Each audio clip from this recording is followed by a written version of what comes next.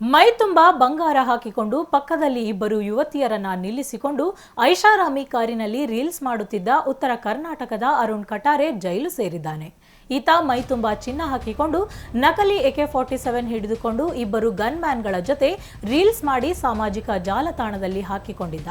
ತನ್ನ ಏರಿಯಾದಲ್ಲಿ ನಕಲಿ ಗನ್ ಹಿಡಿದು ಸಾರ್ವಜನಿಕರಿಗೆ ಆತಂಕ ಸೃಷ್ಟಿಸಿದ್ದರಿಂದ ಸಾರ್ವಜನಿಕರು ಕೊತ್ರನೂರು ಪೊಲೀಸರಿಗೆ ಮಾಹಿತಿ ನೀಡಿದ್ದಾರೆ.